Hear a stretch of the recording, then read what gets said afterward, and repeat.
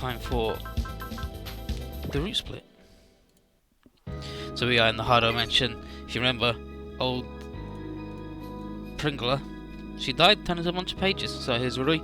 The book girl is dead, but she always looks so positively unkillable. Ow! And then Kuro internally, this is my fault. She's dead because I just sat there with my thumb up my ass when I should have been fighting. They're gonna pay for this. And then Joe like, hey, where do you think you're going, Kuro? Gonna kill those Anticross. That's where I'm going. And then, fuck. Don't be stupid. What could you even do in the state you're in? Urusai? Shut up. Al died to keep me alive. How am I supposed to let that go? Can't any of you imagine how she must have felt? I asked the same thing, Kuro. Do you think Al would be happy seeing you like this? Kuro, what you're trying to do is just pure revenge. I know I ain't show to be talking like this, but what you're gonna find is a quick death if you fight with hatred in your heart. Says the Jared. You're not the only one who's hurting over what happened, but aren't we all friends? We've all been fighting by teaming with each other, right? Joey. I asked that you please act carefully. You wouldn't do to waste the life of Al as if sacrificed to save. Enduring the pain in as much of a battle as anything else, Master Daijuji. Al,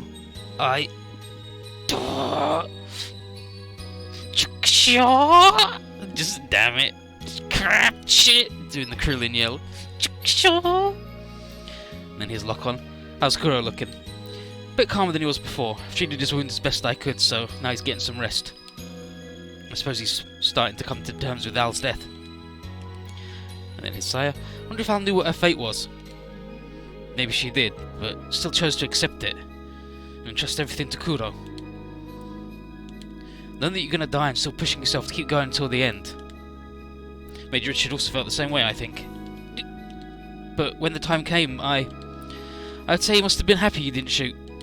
Huh? I'm sure the Major wanted you to learn the weight of life.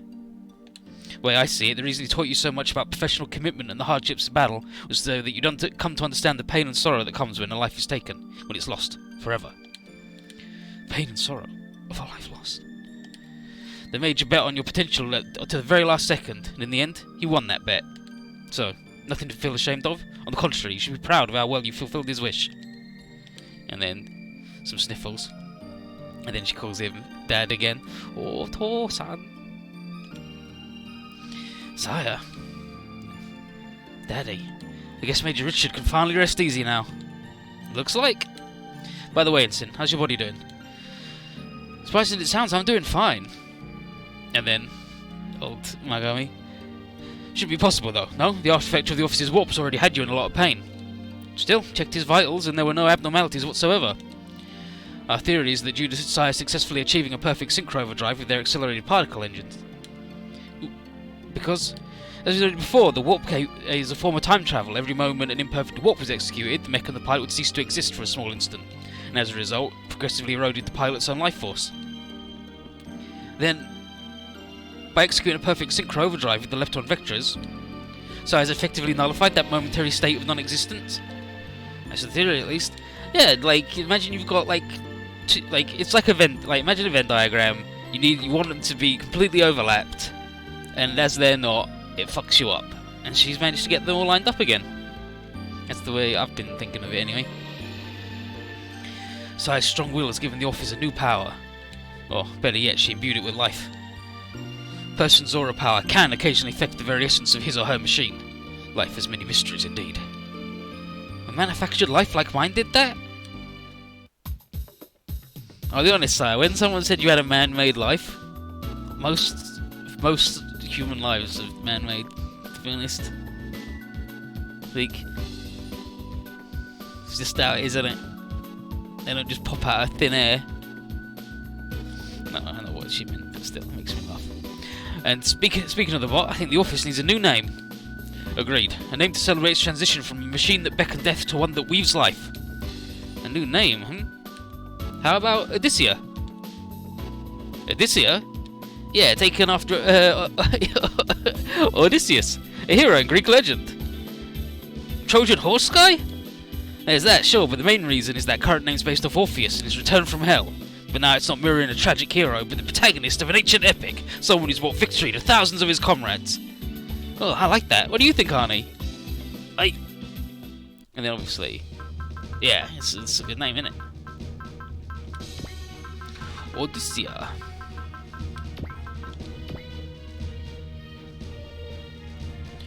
Odyssea.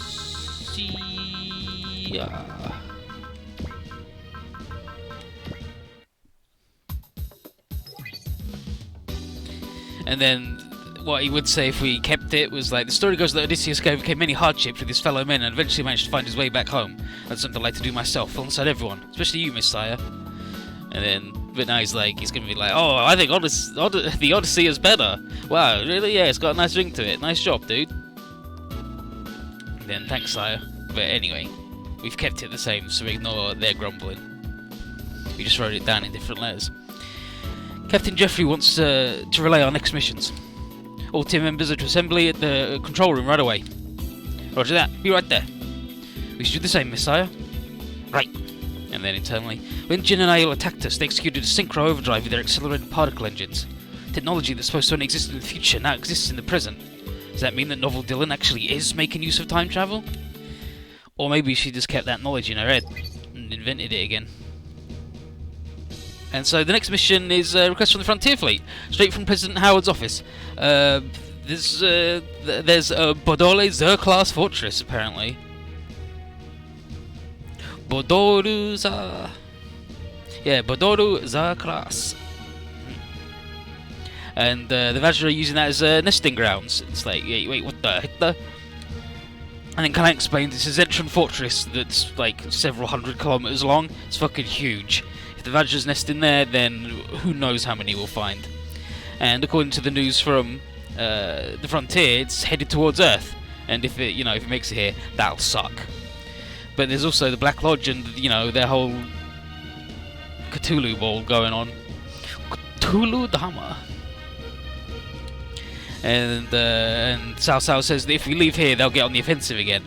And so, Sumeragi says we've got to split the team in half. One to stand guard in Arkham, and one to clear out the fortress. And Arnie sees no problem with that, and figures that Richard would have agreed.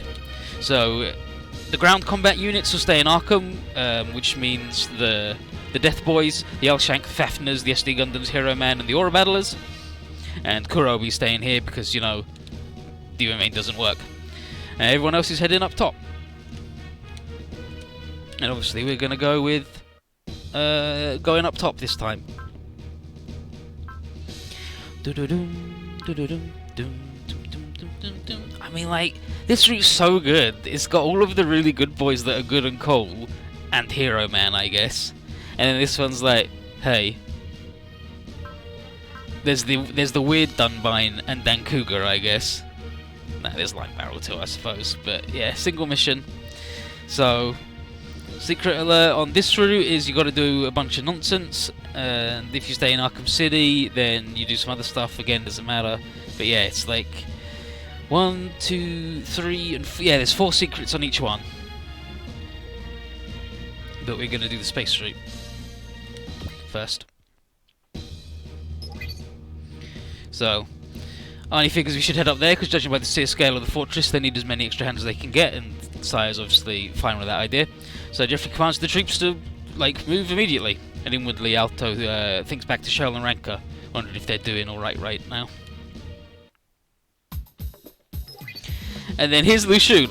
You wish to teach me? Yeah, you wish me to teach you the art of war? Yes, please. You set yourself up as Major Richard's successor, so you won't be capable of providing tactical commands like he did. Though, I'm not sure how capable we'll be at it, of course. I see, it's a fine spirit you two display. And if you're so certain, then I would gladly agree to your request. Thanks a lot. And no, that's Zhou Yu. This is Lu Xun. And I suppose that means you two are now my fellow pupils. Oh, wait, that also means I need to go the extra mile to set an example, right? I don't remember you being so feckless. It is due to that attitude that regardless of how much time passes, you... Yeah, he's like, I didn't teach you that way. Master! I'm fine, just slight chest congestion. If you're not feeling well, then you don't have to... Worry not. In fact, the prospect of new pupils is making me even sprightlier than usual. General Zhou Yu. And then My Lord Sensei, please, grant me the strength for just a while longer. This poor little dude up in space. He's dying! We've all read the book. We all know he dies from getting too mad about fucking Zhuge Liang dunking on him. But yeah, so Howard's being told that the X agreed to help, and Leon's like, oh yes, I'm certain they would have done, because with the SOS being personally involved. And Howard's like, I don't know though. There's something to said about this being literally stirring a hornet's nest. And Leon agrees and says they've never seen a bigger swarm than the one resting in the Bodorza class. But that's precisely what makes this such a major opportunity. It all comes down to Fold Quartz. And that's how you can relay thoughts across time and space. And you can only find that inside the Vajra. And it's refined inside their bodies. That's weird, isn't it? But Howard presumes he's got there's a plan to prevail against these odds, and Mishima does have a plan. He's taking care to match the day of the operation with Ranker's concert. And he's like, now is the time to play that particular card, which in turn means it's almost time for the other songstress to exit stage left. And then at Aurelius 1, there's these jokers doing stuff. Lakers tells Rubens that Requiem is fully repaired and can be fired at any moment. And she's not very happy with that. And it's like, well, I don't know why you fucking bothered then. You could have just not done that. But Rubens says, a weapon is defined solely by the people who wield it. And depending on who that is, it can be a positive force. The Requiem is no exception. I don't know, I think she should have just not defended it, like repaired it, but sure. But she sighs and agrees to move past this because both she and Rubens understand they can't afford to stop for any reason. And Rubens is like, well, let's continue our good work, and then he hangs up. Hackers. I preach about peace, yet I hold a gun in my hand. I've made my share of bad choices, and this might just be another one. Still, at this moment we need strength within, we need strength with which to sever the chains of this unending strife. Right, your responsibility to do this. We just turned away from it, everything we said to Chairman Durandal about being prepared to face the hardships. Ahead would be one huge lie. And then, that's right, by themselves neither strength nor wishes are enough. You're... Athrun! There are things you have to protect, even if it means setting off to another battle. You may understand that it's a painful path to follow, but we're ready to face it in order to protect this world. I understand, Athrun. I feel the same way you do. Kira, you ready to stand up and fight once again, aren't you, Athrun? I'd like to ask you something. Give us the power to carry out our wishes one more time. The freedom and the justice. And so Ada gets her second tactician bonus, which is plus 10% on all ranged weapons, and Arnie gets just the shit that Richard had. Beep, beep, beep.